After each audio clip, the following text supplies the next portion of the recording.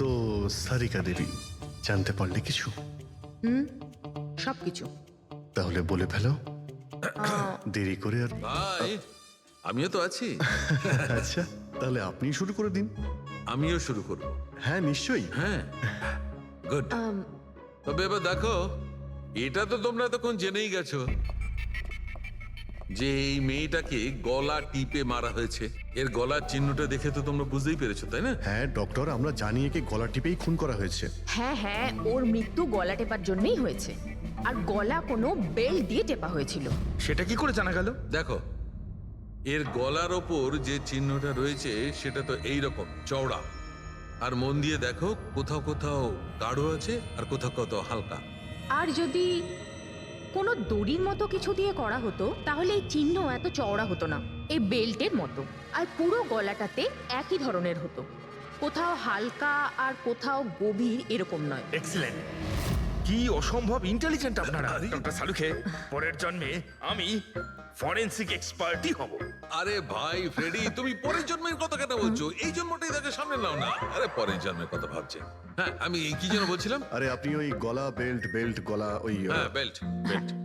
দেখো, বেল্ট দিয়ে এইভাবে গলাটা চেপে ধরেছে। আর পরে একে পেছন থেকে মাথার পেছন দিকে কোনো ভারী জিনিস দিয়ে আঘাত করা হয়েছে। ডক্টর সালুখে, খুনি যদি একে গলা টিপেই মেরে থাকবে তাহলে পেছন থেকে মাথায় বাড়ি মারলো কেন? আরে ভাই, খুনি চাইনি যে যে কোনো ভাবেই হোক মেয়েটা যেন বেঁচে না যায়। কখন মারা গিয়েছিল? রাতে 12টা থেকে 2টোর মধ্যে। রাত 12টা থেকে 2টো? এত রাতে এই মেয়েটা কি করছিল? স্যার, হতে পারে যে এ কোনো কল সেন্টারে কাজ করে, নাইট শিফটে। তাছাড়াও এর আইডেন্টিটি তো আমরা জানতে পারিনি। না না, এরকম মনে হচ্ছে না যে ও কল সেন্টার থেকে আসছিল। মেয়েটার জামা কাপড় দেখে মনে হচ্ছে হয়তো কোনো পার্টির থেকে আসছিল। আর বাড়ি ফেরার ঠিক সময়। ঠিক, সারিকা একদম ঠিক কথা বলছে। এ কোনো পার্টিতেই গেছিল, কারণ এর পেট থেকে আমরা মেক্সিকান ফুডের পার্টিকেলস পেয়েছি আর কফি। মেক্সিকান খাবার? হ্যাঁ, এসো আমি দেখাচ্ছি, এসো। এই দেখো, এইগুলো আমরা টেস্ট করেছি আর এর দ্বারাই জানতে পেরেছি ওই যে ফুড ছিল সেটা মেক্সিকান ফুড ছিল। কি কি খেয়ে থাকতে পারে এই মেয়েটা? অ্যাভোকাডো, টমেটো, পেঁয়াজ, চিপস। আর ও হয়তো কফিও খেয়েছিল, কারণ আমরা ভেজিটেবল অয়েল আর কর্নেরও অংশ পেয়েছি। আর একটা সবচেয়ে বড় কথা, এর খাবারের মধ্যে আমরা নাইট্রোজেনের ট্রেসেসও পেয়েছি। অদ্ভুত ব্যাপার, খাবারে নাইট্রোজেন! হ্যাঁ ফ্রেডি, আজকাল ট্রেনটাই এইরকম পড়েছে। সবাই আজকাল এই ধরনের সায়েন্টিফিক খাবারই খাচ্ছে। হ্যাঁ, তো এই মেয়েটা এমন একটা রেস্টুরেন্টে খাবার খেয়েছিল যেখানে সায়েন্টিফিক ভাবে মেক্সিকান খাবার বানানো হয়, যা শরীরের পক্ষে খুবই ভালো। এমন রেস্টুরেন্ট তো শহরে খুব বেশি থাকার কথা নয়।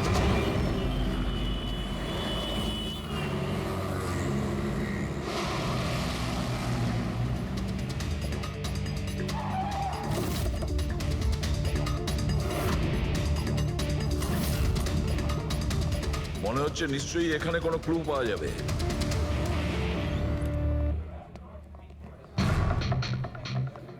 আসুন স্যার, এখানে বসুন। আচ্ছা, আপনি এটা বলুন তো যে এই মেয়েটা আপনাদের এখানে খাবার খেতে এসেছিল?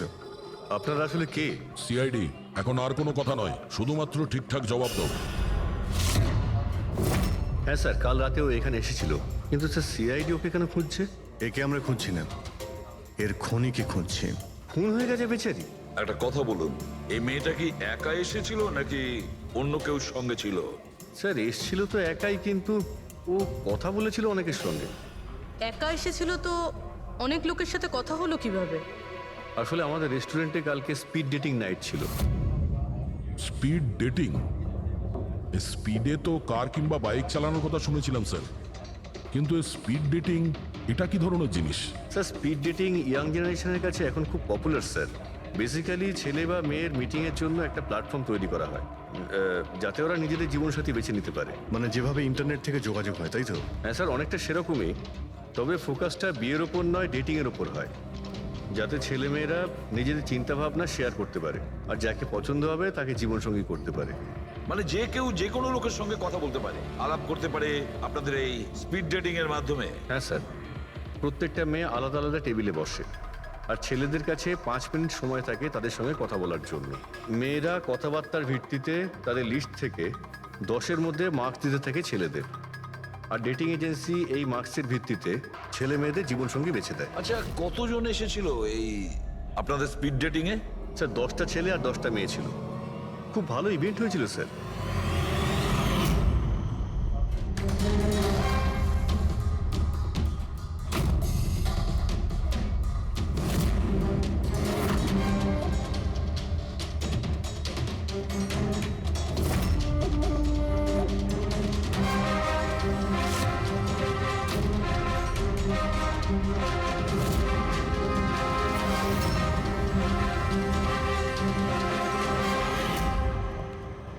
আর শুনুন, এই মেয়েটার সঙ্গে যত লোক এই আপনাদের স্পিড ডেটিং ফেয়ারে এসেছিল সবার ডিটেলস চাই আমাদের। রাইট স্যার, আসুন।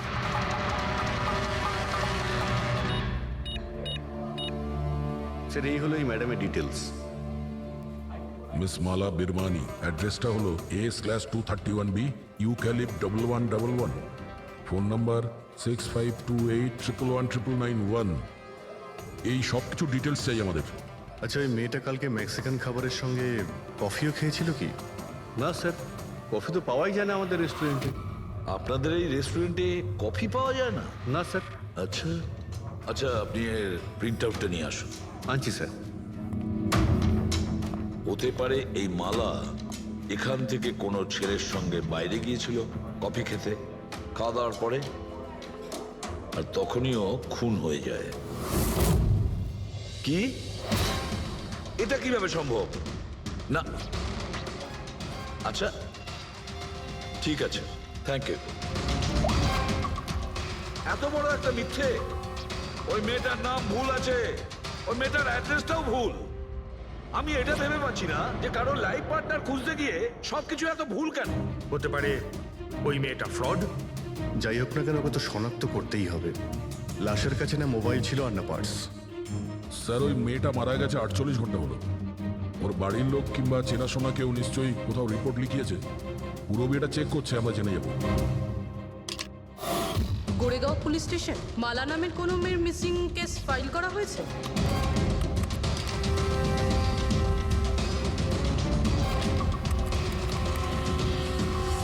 আচ্ছা, গ্রেট, থ্যাঙ্কস।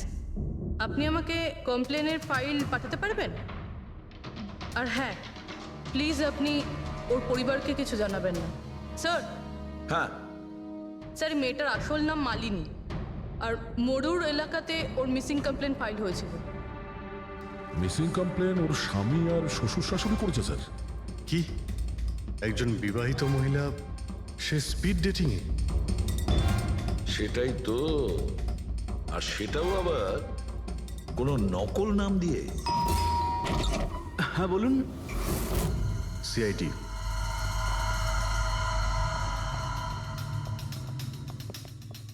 এই দেখুন স্যার, বিয়ের এত বড় একটা ছবি টাঙিয়ে রেখেছে, আর মালিনী। যদি আমি এরকম করতাম, আমার বউ আমাকে বাড়ি থেকে বের করে দিত। স্যার, কিছু জানতে পেরেছেন? মালিনী কোথায়? আই এম সরি, কিন্তু একটা খারাপ খবর আছে। খারাপ খবর? মানে মালিনীর অ্যাক্সিডেন্ট হয়েছে? কোথায় ও? কোন হসপিটালে রয়েছে? কেউ আপনার স্ত্রীকে খুন করেছেন। হ্যাঁ, খুন? কিন্তু কে করেছে স্যার? দেখুন, এখন যে কথাটা আপনাদের বলতে যাচ্ছি সেটা শুনে হয়তো আপনারা আরো কষ্ট পাবেন।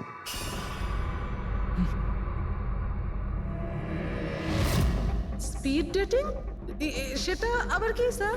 এটা এমন একটা প্রোগ্রাম যেখানে ছেলে মেয়েদের দেখা হয় তাদের জীবন সঙ্গী বেছে নেওয়ার জন্য। আর মৃত্যুর রাতে মালিনী এরকমই প্রোগ্রামে গিয়েছিল। আমার পোড়া কপাল, আমার ছেলে ঘরে থাকতে ও আরেক জীবন সঙ্গী খুঁজতে চলে গেল। ব্যাস, এটাই তো বাকি ছিল। বংশের নাকে ঝমা ঘষা দিয়েছে ও। স্যার, মনে হচ্ছে আপনাদের কিছু একটা ভুল হচ্ছে। আমাদের বিবাহিত লাইফ তো খুব ভালোই চলছিল, তাহলে ও নতুন পার্টনারের কিসের প্রয়োজন পড়লো? আফসোস এটাই যে এই প্রশ্নের উত্তর দেওয়ার জন্য মালিনী এখন বেঁচে নেই। সেই জন্য এর উত্তর এখন তো আপনাকেই দিতে হবে। বলতে পারেন আমরা খুব সাধারণ একটা পরিবার, ছিলাম অন্য জায়গায়। কিছুদিনই হয়েছে আমরা এখানে এসে থাকছি। আপনার অ্যারেঞ্জ ম্যারেজ ছিল নাকি love marriage? Sir, arrange marriage ছিল। গত বছরই মালিনীর মেডিকেল এক্সাম শেষ হওয়ার পরেই আমরা দুজনে বিয়ে করে নিই। কোনো ঝগড়া বা কিছু? স্যার, না স্যার, তেমন তো আমাদের মধ্যে কোনো ঝগড়া হয়নি। এর জন্য তো আরও চিন্তা হচ্ছে যে ও স্পিড ডেটিংয়ে যেতে গেল কেন। আচ্ছা, আপনি এটা বলুন যে রাতে মালিনীর খুন হয়েছিল আপনি কোথায় ছিলেন? স্যার, আমি আমার অফিসে কাজ করছিলাম। সেদিনকে অফিসে আমার অনেক কাজ ছিল, অনেক রাত পর্যন্ত আমি কাজ করেছি। কত রাত পর্যন্ত? এই ধরুন রাত 1:30 পর্যন্ত। আমি তো বাড়িতে ফিরে জানতে পারলাম যে মালিনী বাড়িতে ফেরেইনি। ওর সঙ্গে কারো কোনো শত্রুতা?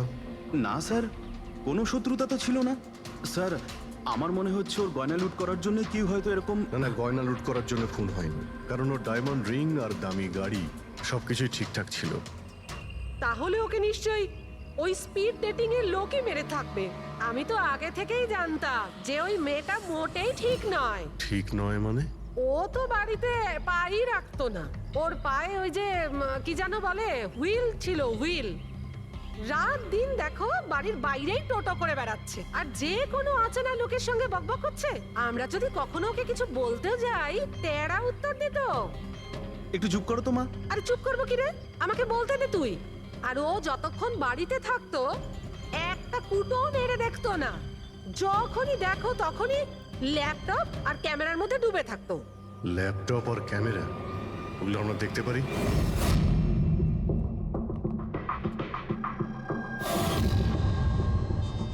স্যার, এই হলো ওর ল্যাপটপ। আর এই ক্যামেরাটা কোথায়? ক্যামেরা স্যার, আমার মনে হয় না যে মালিনী ওর স্বামীকে ঠকাচ্ছিল। ও অন্য কোনো উদ্দেশ্যেই ওখানে গিয়েছিল। উদ্দেশ্য কি ছিল সেটা এই ক্যামেরা ল্যাপটপ থেকে জানতে পারাই যাবে। স্যার,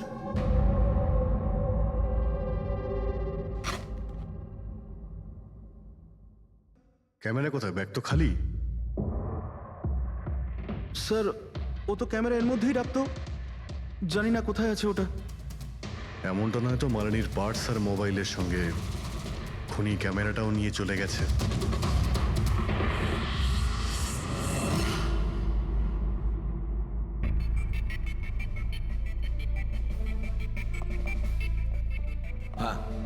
স্যার, এই স্পিড ডেটিং এর কনসেপ্টটা তো বেশ ভালো, কিন্তু যদি সাবধান না থাকা হয় তো খুবই ক্ষতি হতে পারে।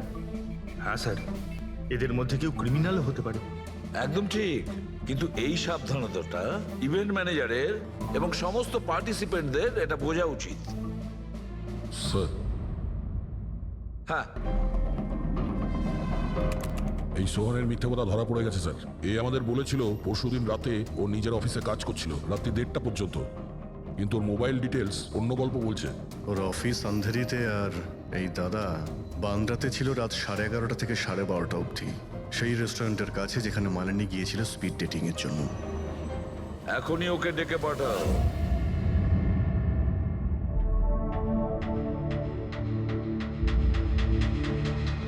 স্যার, আপনাদের মনে হয় কোথাও ভুল হচ্ছে। আর আমি আমার স্ত্রীকে কেন খুন করতে যাব? মাননী যখন মিথ্যে কথা কেন বললে? রাত 1:30টার সময় অফিসে ছিলে কি? স্যার, আমি তো স্যার, সত্যি এটাই যে তুমি মালিনীকে ওই রেস্টুরেন্টে দেখেছিলে ওই ছেলেদের সঙ্গে কথা বলতে। তুমি রাগে উন্মাদ হয়ে যাও আর সেই জন্য তুমি ওকে খুন করো। না না স্যার, আপনি যাই বলছেন তার মধ্যে অর্ধেক সত্যি অর্ধেক মিথ্যে। হ্যাঁ, আমি সেদিন রেস্টুরেন্টে গিয়েছিলাম, আমি ওখানে মালিনীকে দেখেছিও, কিন্তু কিন্তু আমি ওকে মারিনি স্যার। আর আর আপনাদেরকে আমি মিথ্যে কথা বলেছিলাম কারণ আপনারা যেন আমাকে না সন্দেহ করেন। তুমি মালিনীকে মারোনি, তাই তো? ঠিক আছে। আচ্ছা, 1 মিনিটের জন্য ভেবে নিলাম যে তুমি সত্যি কথা বলছো, যে তুমি মালিনীকে খুন করনি, কিন্তু সেই কথাটা বোঝাও আমাকে। এটা বলো, তুমি আগে থেকেই কি করে জানতে যে মালিনী ওই রাতে ব্যান্ড্রার ওই রেস্টুরেন্টে স্পিড ডেটিং ইভেন্টে পার্টিসিপেট করতে যাচ্ছে? স্যার, মালিনী কয়েকদিন ধরে কেমন ধরনের ব্যবহার করছিল জানো? না রাত না দিন যখনই মন চাইতো বাড়ি থেকে বাইরে বেরিয়ে যেত। যখনই আমি এই ব্যাপারে ওর সাথে কথা বলতে যেতাম তো তো তো অজুহাত দেওয়া শুরু করতো। তারপরে সেদিন রাতে আমার বন্ধুর মারফত আমি জানতে পারি যে ও ব্যান্ড্রার একটা রেস্টুরেন্টে বসে আছে।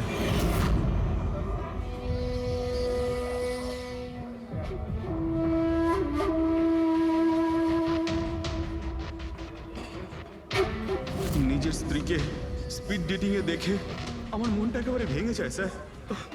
আমার মনে হয়েছিল যে আমার ভালোবাসায় কি কোনো খামতি রয়েছে, কিন্তু আমি ওই মুহূর্তে ওই রেস্টুরেন্টে ওর সাথে ঝগড়া করিনি।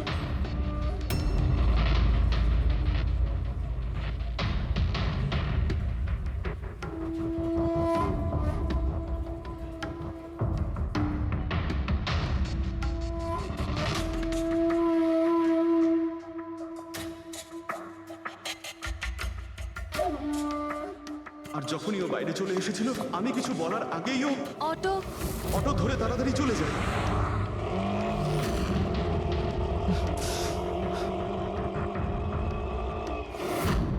স্যার আমি সত্যি কথা বলছি, আমার উদ্দেশ্যটা শুধু ওর সাথে কথা বলাই ছিল, ওকে একেবারেই প্রাণে মারতে নয়। আফসোস যে মালিনীর সাথে আমি শেষ কথা বলতে পারলাম না।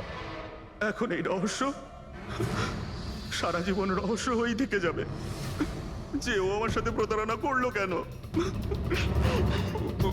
ও তোমার সঙ্গে প্রতারণা কেন করলো? ঠিক আছে, এবার আমি তোমাকে যেতে দিচ্ছি, কিন্তু এটা ভেবো না তুমি যে আমরা তোমাকে সন্দেহ করছি না। সেটা তো ততক্ষণই থাকবে যতক্ষণ না তুমি নির্দোষ প্রমাণিত হচ্ছ। বুঝেছো তুমি?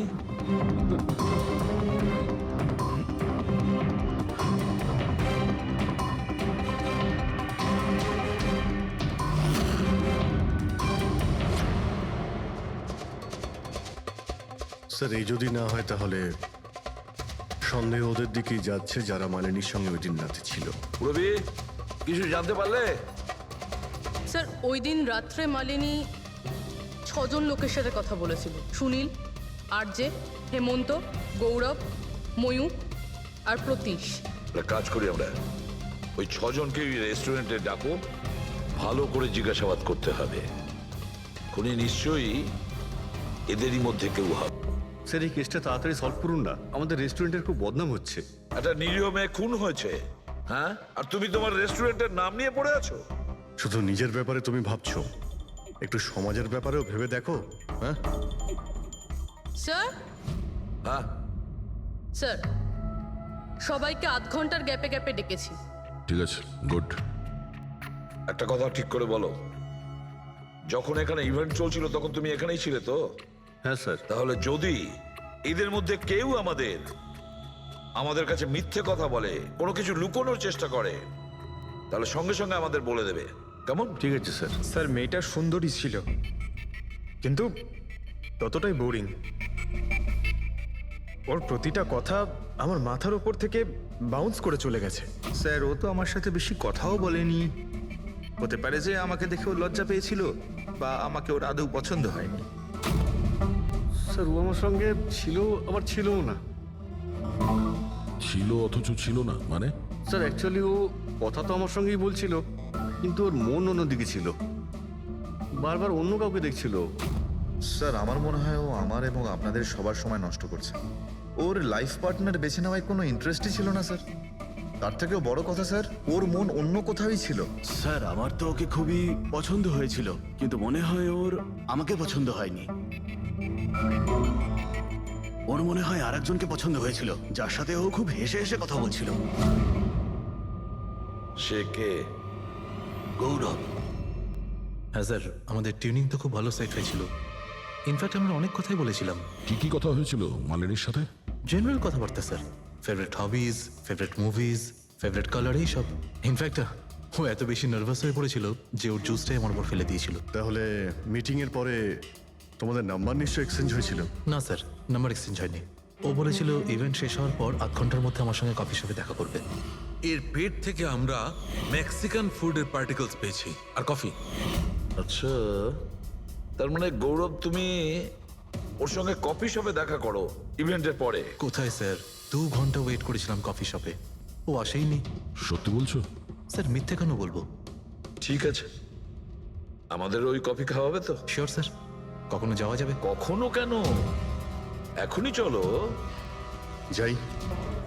বলুন স্যার, কোন কফি নেবেন?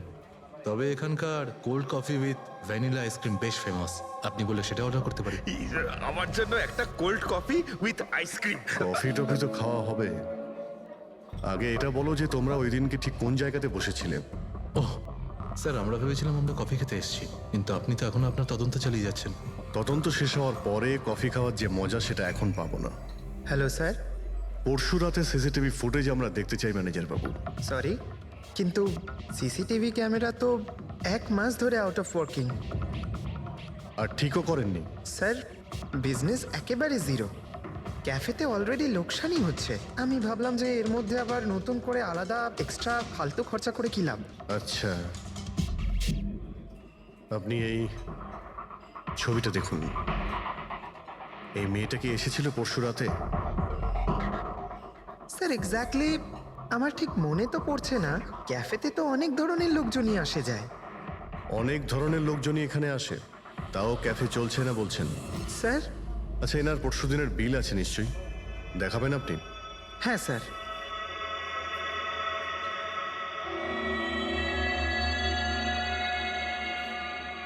স্যার এই যে বিল, 27 তারিখ রাতের 11টা বেজে 4 মিনিটের বিল এটা। 1 মোকা কফি আর একটা ক্যাফেচিনো কফি। তুমি তো বললে তুমি একা ছিলে, তাহলে এই দুটো কফি কিসের জন্য?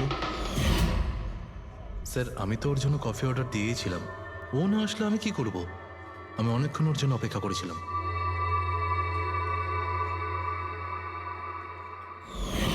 স্যার এবার তো খান আমার সঙ্গে কফি। খাবো, নিশ্চয়ই খাবো, কিন্তু কেসটা শেষ হওয়ার পর। ঠিক আছে স্যার, তাহলে আমি যাই এখন। তুমি যেতে পারো। Thank you very much. Most welcome.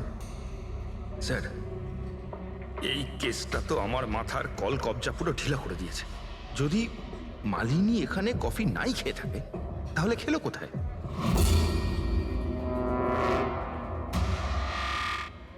ওই গৌরবী আবার মালিনীকে মেরে ফেলেনি তো? ও মালিনীকে এই কফি শপে ডেকেছিল কফি খেতে, সে যখন আসে না ও ভেঙে পড়ে, খুন করে দেয়। যে কোনো কিছু হতে পারে এই কেসে ফ্রেডি, যে কোনো কিছু হতে পারে। স্বামীও মারতে পারে, ওই ছেলেদের মধ্যে কেউ হতে পারে, বা কোনো তৃতীয় পার্টি। মনে আছে তোর ক্যামেরাটা উধাও? এমন কেউ যার ওই ক্যামেরাতে কোনো ছবি নিয়ে প্রবলেম আছে।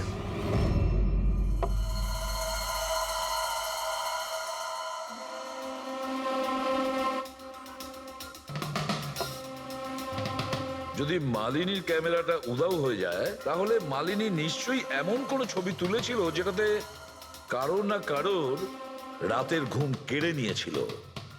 স্যার, ক্যামেরা দিয়ে ছবি তোলার পরে বেশিরভাগ লোকেরা যে ল্যাপটপে সেগুলো সেভ করে রাখেন। স্যার ল্যাপটপে তো কোনোই ছবি নেই। হতে পারে ও ইন্টারনেটে কোথাও সেভ করেছে, নিজের ইমেল অ্যাকাউন্টে কিংবা কোনো পার্সোনাল ওয়েবসাইটে। তার মানে স্যার, আজকাল ক্যামেরা থেকে ডাইরেক্ট ফটো অনলাইনে সেভ হয়ে যায়। হ্যাঁ ফেডরিক, হতে পারে ইন্টারনেটের মাধ্যমে। ও গ্রেট, পাওয়া গেছে? হ্যাঁ স্যার। স্যার ফটোর ওয়েবসাইট আর তার পাসওয়ার্ড পেয়ে গিয়েছি, এই দেখুন। ওয়েল, দেখাও তো একটু। স্যার এই ক্যামেরা থেকে ভিডিও ফুটেজ বানানো হয়েছিল ওর মারা যাওয়ার কিছুক্ষণ আগে।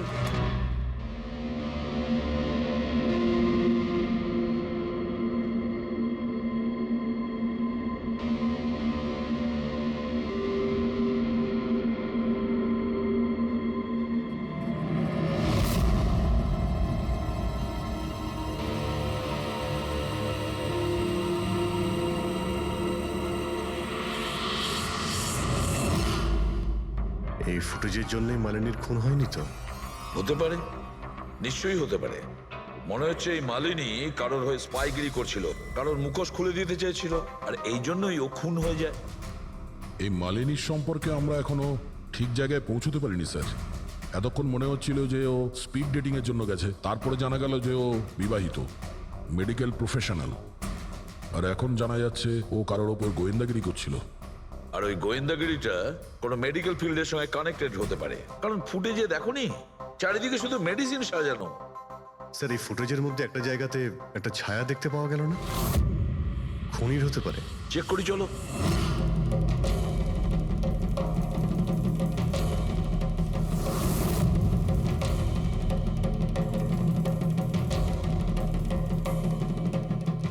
এর মধ্যে যে ডেটগুলো দেখতে পাচ্ছি এ তো এক্সপায়ার হয়ে গেছে। ওষুধগুলোর সঙ্গে অ্যাসিটনও রেখেছে। অ্যাসিটোন? স্যার এই কেমিক্যাল দিয়ে তো ওরা ওষুধের ওপর পুরনো এক্সপায়ারি ডেট উঠিয়ে দিয়ে নতুন ডেট দিতে পারে। আর সেটা ওরা বাজারে ছাড়তে পারে বিক্রির জন্য। কয়েকটা টাকার জন্য মানুষের জীবন নিয়ে এত বড় খেলা খেলছে। এটার খোঁজ নিতেই মালিনী ওখানে গিয়েছিল। হ্যাঁ স্যার, ওই খুনি মালিনীর ক্যামেরাটা তো চুরি করে নিয়েছিল, কিন্তু এটা জানতো না যে মালিনী মরার আগে পুরো ফুটেজটা ওয়েবসাইটে দিয়ে দিয়েছিল।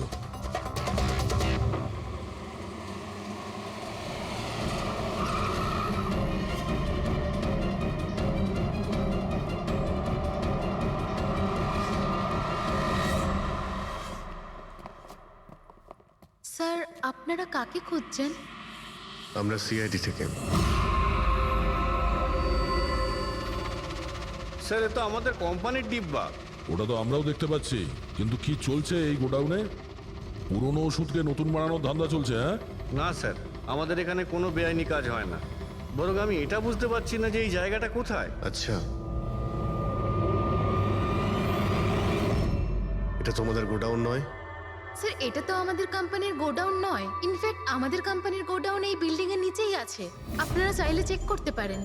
নিশ্চয় স্যার, আমাদের কোম্পানির নাম ভাঙিয়ে কেউ বেআইনি কাজ করছে।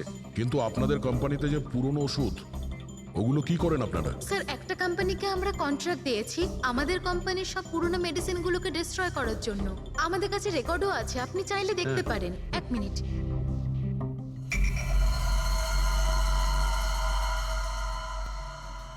স্যার এই দেখুন, এখানে কোম্পানির সমস্ত রেকর্ড মেনশন করা আছে। তো এদের কাছে তোমাদের কোম্পানির নতুন বক্সগুলো এলো কি করে? তার মানে পুরো ধান্দাটাই পুরনো ওষুধ নষ্ট করার কোম্পানিতে চলছে। কোম্পানির নাম হলো BTI medical waste management company. এই কোম্পানিতে কার সঙ্গে কথাবার্তা হয় আপনাদের? স্যার মিস্টার গৌরব কুমার। গৌরব কুমার? এই গৌরব কুমার? স্যার ইনি মিস্টার গৌরব কুমার। হ্যাঁ স্যার, এই। কিন্তু আপনাদের কাছে এনার ফটো কিভাবে এলো? অনেক বড় ফ্যান আমি এর। দরজা সব লক চেঞ্জ হয়েছে কিনা? হ্যাঁ স্যার, এই নিন। তাড়াতাড়ি সবাই কাজ করো, অনেক কাজ পেন্ডিং রয়েছে। গো। কি ব্যাপার গৌরব, খুব রেগে আছো মনে হচ্ছে? স্যার আপনারা এখানে? আমাকে ডাকতে পারতেন। ভাবলাম বারবার তোমায় কেন কষ্ট দেব, আমরাই চলে আসি। স্যার এবারে আপনাদের কফি না খাইয়ে ছাড়ছি না। আচ্ছা, কখনো জেলের কফি খেয়েছো? জেলের কফি? হ্যাঁ, অভ্যেস করে নাও, কারণ বাকি জীবনটা তোমার ওখানেই কাটতে চলেছে। স্যার আপনারা এখনো আমাকে সন্দেহ করেন? সন্দেহ করবো না তো কি করব, হ্যাঁ? ফিগল্যাক্সি কোম্পানির পুরনো ওষুধগুলোকে নতুন করার ব্যবসা করছো তুমি। আপনি কি বলছেন স্যার? তোমার কোম্পানির গোডাউন দেখতে হবে আমাকে, চলো দেখাও। স্যার আমার কোম্পানির গোডাউনের চাবি হারিয়ে গেছিল, এই দেখুন এই মাত্র ডুপ্লিকেট বানিয়ে আনলাম। আপনারা চাইলে আমার স্টাফেদের জিজ্ঞেস করুন। চাবি হারিয়ে গেছে? হ্যাঁ স্যার। এইভাবে কি করে হারিয়ে যেতে পারে? হ্যাঁ জানি না স্যার, অ্যাকচুয়ালি ওই দিন যখন আমি স্পিড ডেটিং এ গেছিলাম তখন আমার কাছে চাবিটা ছিল। তারপর হারিয়ে গেল। যখন তুমি স্পিড ডেটিং এর জন্য গিয়েছিলে তখন চাবিটা নিজের সঙ্গে নিয়ে গিয়েছিলে? অ্যাকচুয়ালি স্যার এই চাবিটা সবসময় আমি সঙ্গে রাখি। ফার্স্ট টাইম হলো এটা যে চাবি হারিয়ে গেল। এই মালিনী কি তাহলে চাবি চুরি করেছিল, তারপর ওখান থেকে সোজা বেরিয়ে এই গোডাউনে আসে ভিডিও করার জন্য? গৌরব তুমি বলছিলে কি মালিনী তোমার উপরে জুস ফেলে দিয়েছিল, কি এক্স্যাক্টলি কি হয়েছিল? স্যার অ্যাকচুয়ালি সেই রাতে হেই হাই। হাই, এর আগে আপনার কতগুলো গার্লফ্রেন্ড ছিল? গার্লফ্রেন্ড তো ছিল, ওর নাম ছিল খুশি। আচ্ছা, ব্যাপারটা এগুলো না কেন? অ্যাকচুয়ালি ওকে কেউ সিরিয়াসলি নিতই না। যখনই কাঁদতো সবাই বলতে এ তো খুশিতে কাঁদছে। আরে আপনার সেন্স অফ হিউমার তো, আরে আই এম সরি, আপনার শার্ট। ইটস ওকে, দোষটা আমারই। তারপরে চলে গেল। হয়তো চাবিটা সেই সময় হারিয়ে যায়।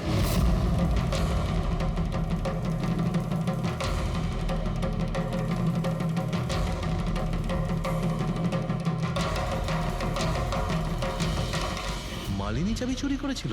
হ্যাঁ, এখানে এসে তোমার বিরুদ্ধেও প্রমাণ জোগাড় করেছিল, সেই জন্য তুমি ওকে মেরে দিয়েছো। স্যার এসব মিথ্যে। স্যার ওই দিন রেস্টুরেন্টের পর ওর সঙ্গে দেখাই হয়নি। চলো এই গোডাউনটা দেখাও যার চাবিটা হারিয়ে গেছিল। এখন তো নতুন চাবি এসে গেছে না? চলো।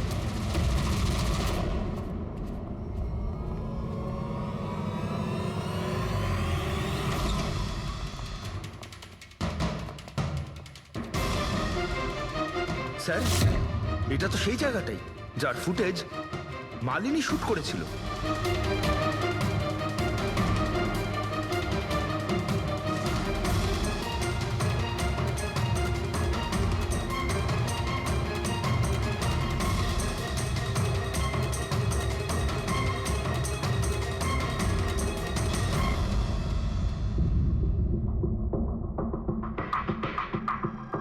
তার মানে এখানে পুরনো ওষুধগুলোকে নতুন বানানো হয়, হ্যাঁ?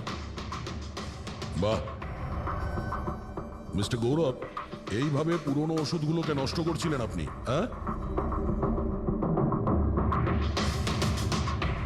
সবাই তোমাদের উপরে ভরসা করে ওষুধ কেনে, আর তোমরা তাদের বিষ বিক্রি করছো। বিষ?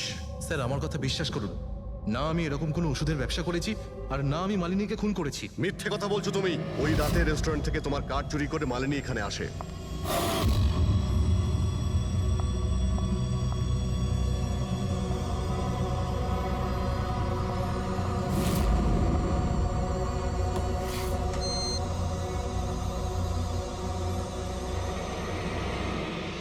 ও এখানে সেই ফুটেজ শুট করে।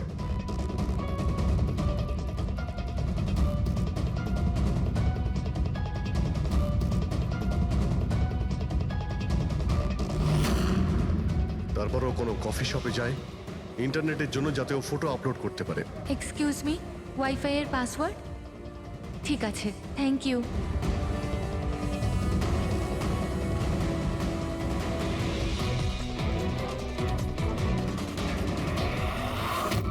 আর যেই ও কফি শপ থেকে বাইরে বেরিয়েছিল তুমি ওকে ফলো করেছো, আর যেই সুযোগ পেয়েছো অমনি ওকে মেরে দিয়েছো, হ্যাঁ? আর ওর লাশটাকে সমুদ্রে ফেলে দিয়েছো। স্যার সেই রাতে আমি গোডাউনে আসিনি।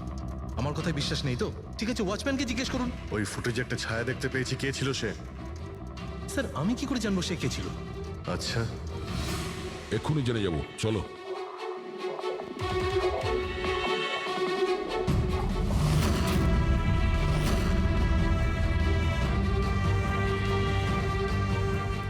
একটা কথা বলো, এই তোমাদের মালিক এই পরশু রাতে এখানে এসেছিল? না স্যার, এই সাহেব তো আসেননি সেদিন রাতে। আচ্ছা, এই মহিলা এসেছিল?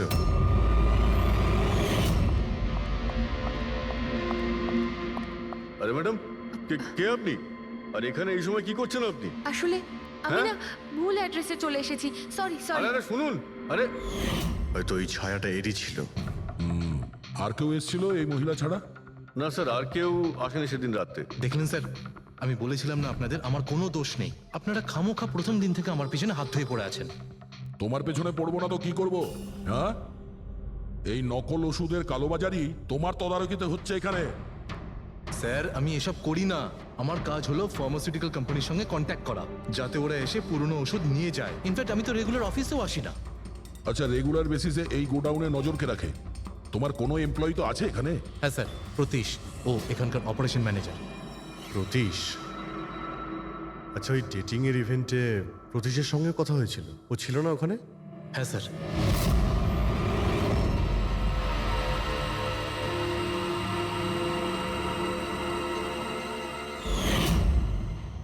আচ্ছা, এরকম নয় তো যে ওই প্রতীশ মালিনীকে দেখে নিয়েছে চাবি চুরি করতে আর ওকে ফলো করেছে? এই প্রতীশের সঙ্গে একটু দেখা করতে হবে।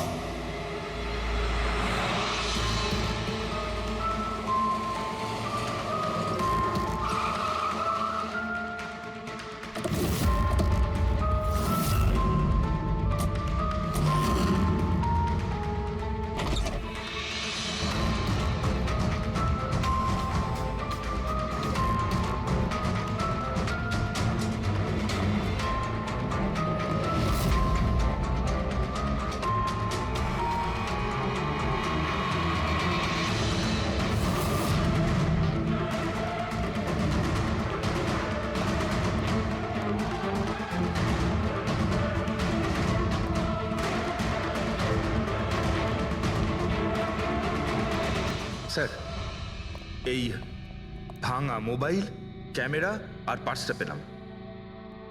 স্যার স্যার ও ওখান থেকে পালাচ্ছে।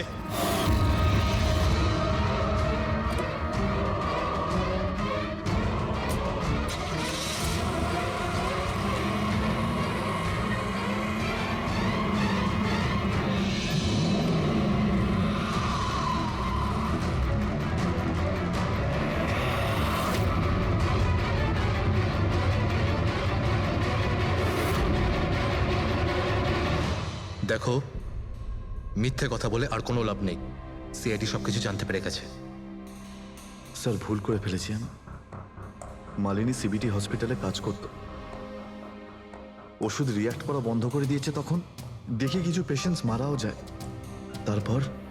তারপর ওর মাথায় জেদ চাপলো যে ও জেনেই ছাড়বে যে ওষুধ কাজ কেন করছে না, এর পেছনে কে আছে। মালিনী সন্দেহ হয়েছিল তোমার ওপরে আর তোমার কোম্পানির ওপরে, সেই কারণে ও গোয়েন্দাগিরি করতে ওখানে চলো স্পিড ডেটিং এ পৌঁছেছিল, যেখানে তুমি আর এই গৌরব যাচ্ছিল। হ্যাঁ স্যার, কিন্তু আমি কি করতাম? আমি বাধ্য ছিলাম স্যার, অসহায় ছিলাম। আমার একটা অন্যায় লুকোনোর জন্য আমি আর একটা অন্যায় করলাম। মেরে ফেলেছি মালিনীকে, আমি মেরে দিয়েছি ওকে আমি।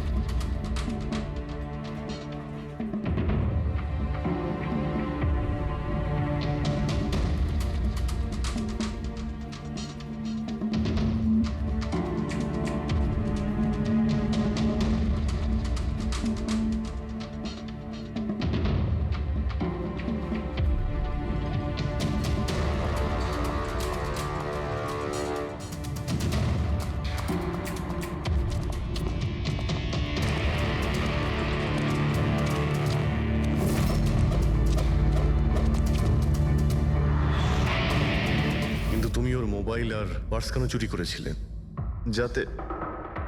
যাতে আপনারা মনে করেন স্যার লুটপাটের চক্করে চুরি হয়ে গেছে। লুটপাট? কিন্তু ওর দামি ঘড়ি আর ডায়মন্ড রিং বের করতে ভুলে গিয়েছিলে।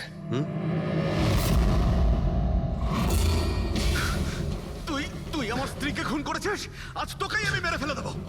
ছাড়বই না আমি তোকে কিছুতে। ওকে শাস্তি আইন দেবে, ও অবশ্যই মারা যাবে, কিন্তু তোমার হাতে নয়, ফাঁসির দড়িতে ঝুলে।